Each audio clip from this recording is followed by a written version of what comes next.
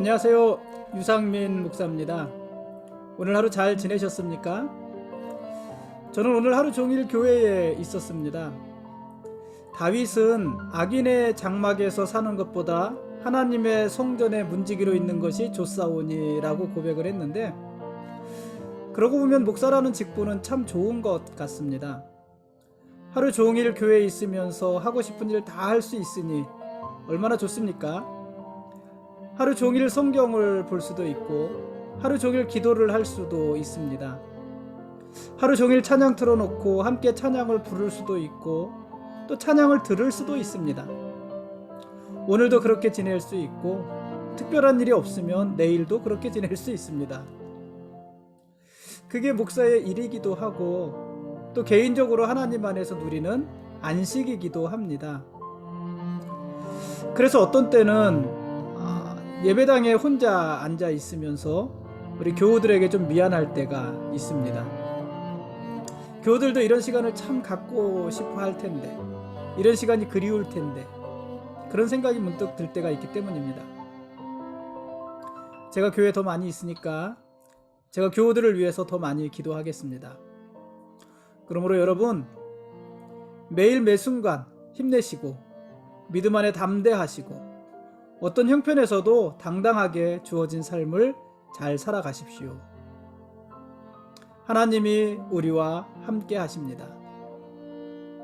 오늘 말씀 보시겠습니다.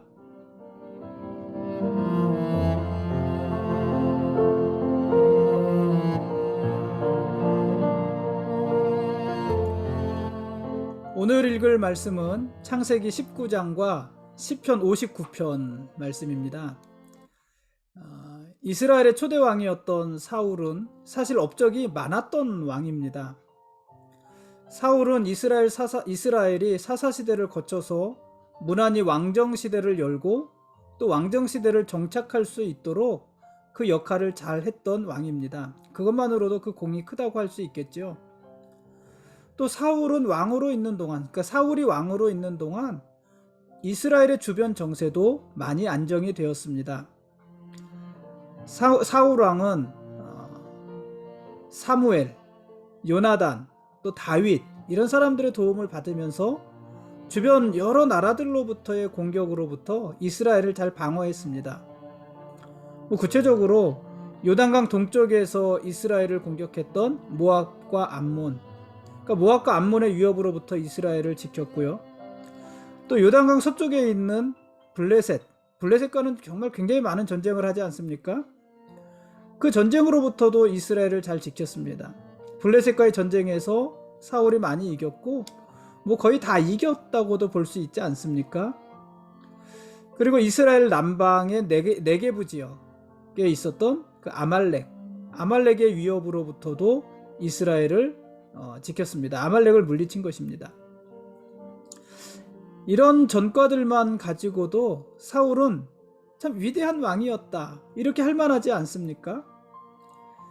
그런데 사울은요, 사실 그 모든 공적들을 다 까먹는 그런 일을 하는데, 그게 바로 다윗을 죽이려고 했다는 것입니다. 언제부턴가 사울 왕은 온통 다윗을 견제하고 죽이는 일에만 몰두하기 시작했고, 그렇게 스스로 멸망의 길을 자초하여 가기 시작했습니다. 우리가 지금 사무엘상 말씀을 읽고 있는데요, 사무엘상 18장부터 26장까지는 꽤 긴 말씀이잖아요. 이 18장부터 26장까지는 사울 왕이 얼마나 집요하게 다윗을 견제하면서 다윗을 죽이려고 했는지를 아주 구체적으로 잘 기록하고 있습니다. 근데 이 말을 달리하면, 그 다윗의 관점에서 이야기를 하면은, 다윗이 얼마나 오랫동안 사울 왕을 피해 다니면서 도망 다니면서 고단한 삶을 살았는지 성경이 아주 구체적으로 길게 기록했다는 이야기 아니겠습니까? 아무튼 이 사울 왕은 수시로 다윗을 죽이려고 했고, 다윗은 그런 사울 왕을 피해서 끊임없이 도망 다니는 삶을 살아야 했습니다. 그것이 이미 왕이 되었지만 아직 왕위에 오르지 못한 다윗이 겪어야 했던 고통과 고난의 시간이었다, 이렇게도 볼 수 있을 것입니다. 오늘 읽을 이 사무엘상 19장에서도 사울왕은 요나단과 모든 신하들에게 다윗을 죽이라고 명령을 내립니다. 그때 요나단이 나서서 그동안 다윗의 공과 충성심을 변호하면서 왕의 마음을 누그러뜨리지요. 요나단의 말을 들은 사울왕은요, 다윗을 죽이지 않겠다고 맹세합니다. 그냥 다윗을 죽이지 않겠다 한 것이 아니라 맹세하면서 다윗이 생명을 잃을 일이 없을 것이다, 이렇게 말을 합니다. 그러고 보면은 이 사울 왕은 맹세를 참 잘했던 왕이었던 것 같습니다. 사무엘상 14장 24절에서 사울 왕은 블레셋을 다 이길 때까지 음식을 먹는 자는 저주를 받을 것이다, 이렇게 맹세합니다. 이 맹세로 인해서 어떤 일이 생깁니까? 요나단이 죽을 위기에 처하잖아요. 그 맹세를 듣지 못했던 요나단이 꿀을 찍어 먹었다가 그것으로 인해서 죽을 그 위기에 놓이지 않습니까? 그런 일도 있었고, 사무엘상 14장 39절에서는 이스라엘이 계속해서 블레셋을 추격할지 어떨지 하나님 앞에 물었는데 하나님이 응답하지 않으시잖아요. 그러니까 그때 사울 왕이 어떻게 말을 하냐면은, 이스라엘 중 죄 있는 자는 그가 설사 요나단이라 할지라도 반드시 죽을 것이다, 이렇게 또 맹세를 합니다. 이스라엘 중에 죄진 자가 있기 때문에 하나님이 응답하지 않으신다는 겁니다. 그래서 콕 집어서 설사 요나단이 죄인이라 할지라도 그가 반드시 죽을 것이다, 이렇게 맹세하는 거예요. 그런데 그 죄인이 요나단이었잖아요. 그런 일들도 있었고요. 오늘 우리가 보는 사무엘상 19장 6절 말씀에서는 다윗을 죽이지 않겠다고 요나단 앞에서 또 맹세하고 있는 것이고요. 사무엘상 24장 2절에서는요, 다윗이 왕이 되어서 자기 후손을 끊지 않을 것을 맹세하라, 이렇게 다윗에게 맹세를 요구하기도 합니다. 여기까지만 보더라도요, 이 사울왕은 얼마나 많은 맹세를 합니까? 어떤 특별한 일이 있을 때마다 맹세를 하고 자기 뜻과 자기 의지를 누구에게 밝힐 때마다 맹세를 합니다. 맹세하고 또 맹세를 합니다. 물론 이런 맹세는요, 사울왕만 하던 것은 아닙니다. 다윗왕도 사실 맹세를 많이 합니다. 그런데 이 사울왕의 맹세는 굉장히 즉흥적이고 감정적입니다. 그래서 사울왕은 많은 맹세를 하지만 스스로 맹세한 것을 어길 때가 더 많이 있습니다. 지키지도 못할 맹세를 한다는 것이고, 맹세하고서도 지키지 못한다는 것입니다. 그만큼 그 맹세가 즉흥적이다, 감정적이었다, 이렇게 말을 할 수 있는 것이죠. 그래서 사울이 어떤 일에 맹세했다, 이런 모습을 보면은 그가 그 일에 대해서 얼마나 확고한 의지와 신념을 가지고 있는가, 이런 것보다는 그가 얼마나 변덕스럽고 불안정한 정서를 가진 사람인가, 이런 것을 더 많이 보게 됩니다. 그리고 그런 사울왕의 모습은 하나님을 향한 그의 신앙이 얼마나 얄팍한 것이었는가를 보여주는 그런 모습이기도 합니다. 하나님 앞에 맹세하고 스스로 그 맹세를 저버리고 그런 일들을 계속해서 반복하고, 그러니 하나님에 대한 신앙이 얄팍한 거 아닙니까? 예수님께서는 맹세에 대해 뭐라고 말씀하셨을까요? 예수님께서는 산상수훈에서 도무지 맹세하지 말라, 이렇게 가르치셨습니다. 하늘로도 맹세하지 말고 땅으로도 맹세하지 말고 예루살렘, 성전이 있는 예루살렘으로도 맹세하지 말고 네 머리로도 맹세하지 말라, 이렇게 말씀하셨습니다. 너희는 맹세하지 말고, 도무지 맹세하지 말고, 오직 너희 말은 옳다 아니라 이렇게만 하라고 하셨습니다. 여기에서 지나는 것은 모두 악으로부터 나오는 것이다, 이렇게도 말씀하셨습니다. 우리는 여러 가지 이유를 들어서 맹세할 때가 있습니다. 우리도 사실 맹세 많이 하지 않습니까? 내가 맹세하건대, 내가 맹세코. 그러나 우리가 아무리 맹세한다고 해도 우리는 우리 스스로 머리털럭 하나도 희고 검게 할 수 없는 연약한 자들입니다.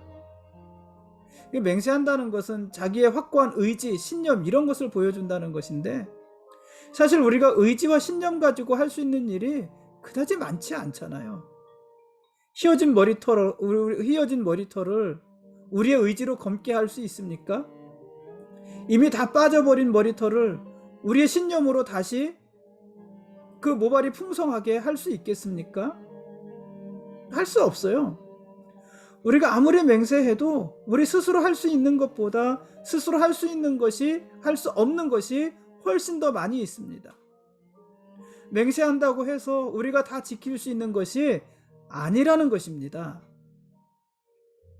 그러므로 우리에게 순간의 맹세보다 중요한 것은 그 맹세, 그 마음, 확신과 신념, 그것을 지지해주는 진실하고 진지한 우리의 일상의 삶인 것입니다. 맹세하지 않아도 될 만큼 충실한 삶을 살아야 된다는 것입니다. 그래서 예수님께서도 너희는 도무지 맹세하지 말아라.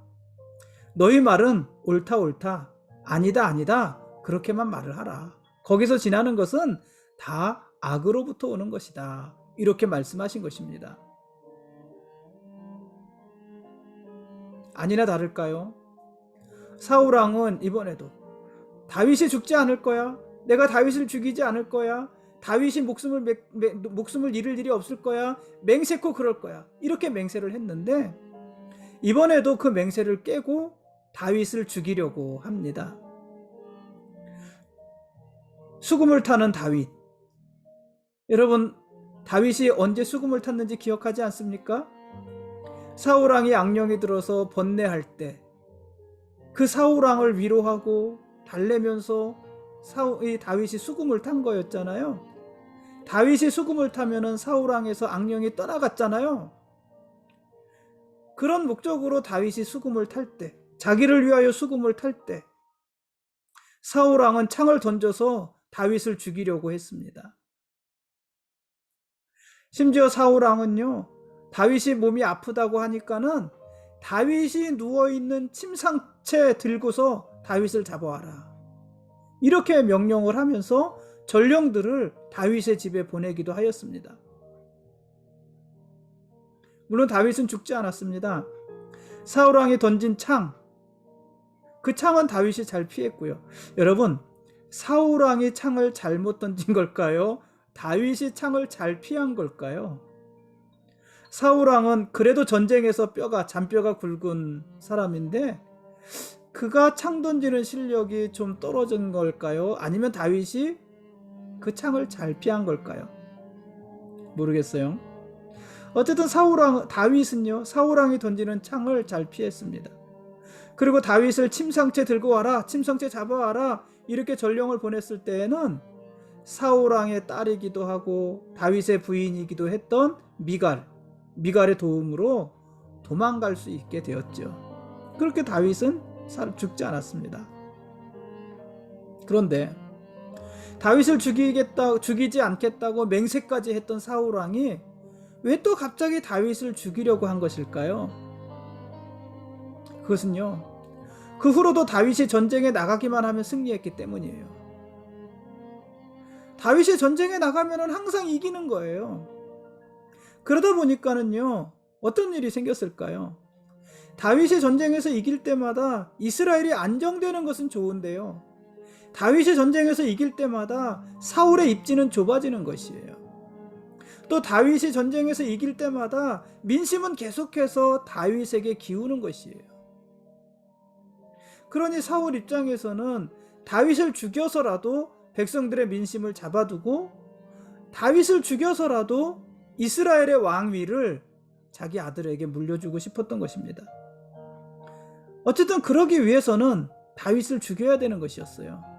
그래서 아주 집요하게 다윗을 죽이려고 하고 끈질기게 다윗을 죽이려고 하고 다윗을 죽이지 않겠다고 맹세하지만 그 맹세를 번복하면서 다윗을 죽이려고 하고 있는 것입니다. 결국 뭐예요? 자기 욕심이고 자기 고집인 것이죠. 하나님의 뜻이 어디에 있는지는 상관없는 것이고 자기 욕심대로, 자기 의지대로, 자기 뜻대로 다윗을 죽이려고 하는 것이죠.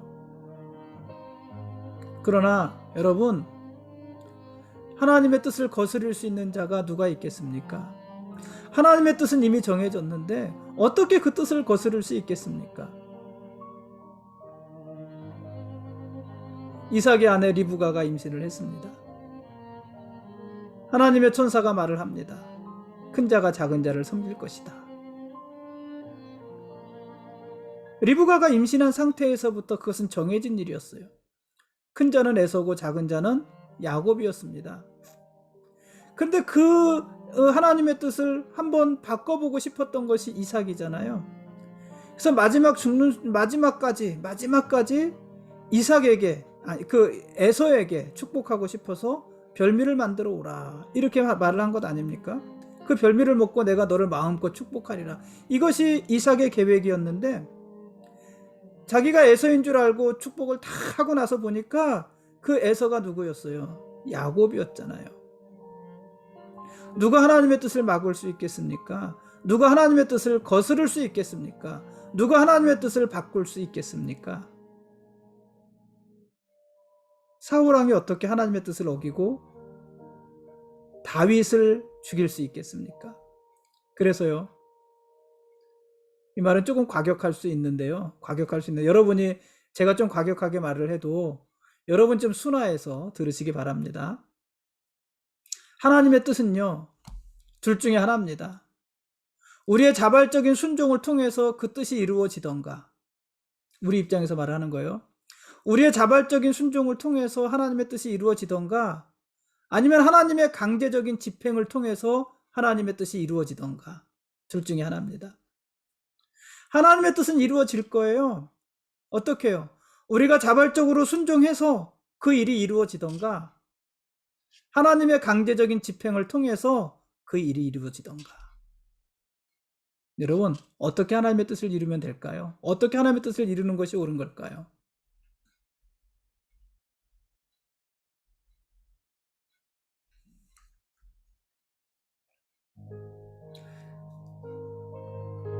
지금까지 사무엘상 19장 말씀에 대한 길라잡이였습니다. 내일 읽을 말씀은 사무엘상 20장, 21장, 그리고 시편 34편 말씀입니다. 사무엘상 20장, 21장, 시편 34편 말씀입니다. 우리가 오늘 읽을 이 사무엘상 19장 말씀을 배경으로 다윗이 지은 시가 오늘 우리가 함께 읽은 시편 59편입니다. 그래서 시편 59편을 보면은 부제에 뭐라고 붙어 있냐면은 사울이 사람을 보내어 다윗을 죽이려고 그 집을 지킨 때, 이렇게 돼 있잖아요. 이 사무엘상 19장 말씀을 배경으로 하는 것입니다. 그러니까 사울이 사람을 보내어 다윗을 죽이려고 그 집을 지키던 때에 지은 시, 이게 시편 59편이고요. 그래서 이 시편 59편은 원수로부터 구해주시기를 간구하는 다윗의 탄원시, 하나님 앞에 탄원하는 시, 이렇게 분류해서 볼 수 있는 시편입니다. 원수들이 쫓아와서 포위하고 달려들어 목숨을 노리는 그런 절박한 상황에서 다윗은 자기의 요새와 피난처 되시는 하나님께 도움과 보호를 요청하고 있는 시입니다.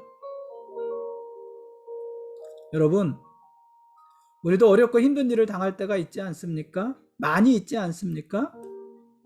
누구든지요, 어렵고 힘든 일을 당할 때 할 수 있는 최고이자 최선의 길은요, 하나님께 기도하는 것입니다. 어려운 일을 당했을 때, 곤란한 일을 당했을 때 우리가 할 수 있는 최고의 일, 최선의 일, 여러분, 기도하는 것입니다.